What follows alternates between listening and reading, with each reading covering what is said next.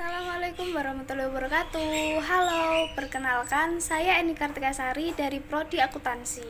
Kali ini saya akan menjelaskan tentang fungsi staffing atau dalam bahasa Indonesianya yaitu fungsi kepegawaian. Nah, teman-teman, penataan staff atau disebut juga staffing adalah fungsi manajemen yang berhubungan dengan pengadaan rekrutmen, penetapan, pelatihan, dan pengembangan pra-anggota organisasi. Fungsi staffing sendiri adalah salah satu fungsi manajemen yang melakukan penarikan, penyelesaian, dan pengembangan serta penggunaan sumber daya manusia atau SDM untuk pencapaian tujuan organisasi secara efektif dan efisien. Oke, next, sekarang kita akan membahas tentang pentingnya fungsi staffing. Perkembangan organisasi saat ini membuat fungsi kepegawaian menjadi kebutuhan penting dalam manajerial.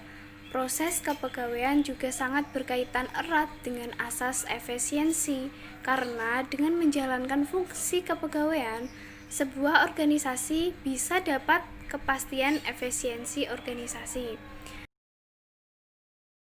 Sebagai salah satu fungsi yang penting, biasanya sebuah organisasi membuat divisi khusus untuk menangani fungsi ini. Adanya yang menyebutnya divisi personalia, departemen sumber daya manusia, bidang keanggotaan, dan lain sebagainya. Bahkan dalam sistem pemerintahan negara Indonesia, lembaga yang menjalankan fungsi kepegawaian adalah Badan Kepegawaian Nasional atau BKN. Itu tandanya fungsi kepegawaian dalam sebuah manajemen sudah memiliki peran penting bagi kemajuan dan perkembangan organisasi. Hal ini sudah sesuai dengan teori yang menyebutkan bahwa manusia adalah unsur manajemen yang paling utama. Fungsi kepegawaian adalah untuk menemukan sumber daya manusia yang bisa membawa organisasi mencapai tujuannya. Berikut ini adalah sifat-sifat dari fungsi kepegawaian itu sendiri. Yang pertama, kepegawaian adalah fungsi manajerial yang paling penting. Fungsi kepegawaian ini adalah tindakan palungan yang paling penting bersama dengan perencanaan, pengorganisasian, pengarahan, dan pengendalian. Operasi keempat fungsi ini bergantung pada tenaga kerja yang tersedia melalui fungsi kepegawaian. Yang kedua, kepegawaian adalah kegiatan yang meresap. Fungsi ini berfungsi sebagai kepegawaian dijalankan oleh semua manajer dan dalam semua jenis perhatian atau concern di mana kegiatan bisnis ini dilakukan. Yang selanjutnya, kepegawaian adalah kegiatan yang berkesinambungan.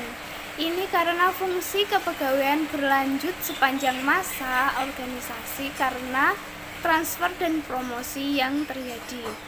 Yang keempat, dasar dari fungsi kepegawaian adalah manajemen personalia atau sumber daya manusia atau juga disingkat SDM yang efisien.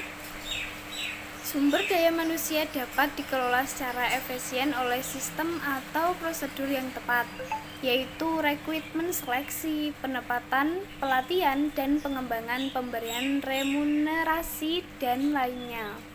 Yang kelima, kepegawaian membantu menempatkan orang yang tepat di pekerjaan yang tepat. Ini dapat dilakukan secara efektif melalui prosedur rekrutmen yang tepat dan kemudian akhirnya memilih kandidat yang paling sesuai persyaratan dalam pekerjaan tersebut. Yang terakhir yaitu kepegawaian dilakukan oleh semua manajer tergantung pada sifat bisnis itu sendiri atau tergantung pada ukuran perusahaan, kualifikasi dan keterampilan manajer, serta lain-lainnya. Di perusahaan kecil, manajemen puncak umumnya melakukan fungsi ini.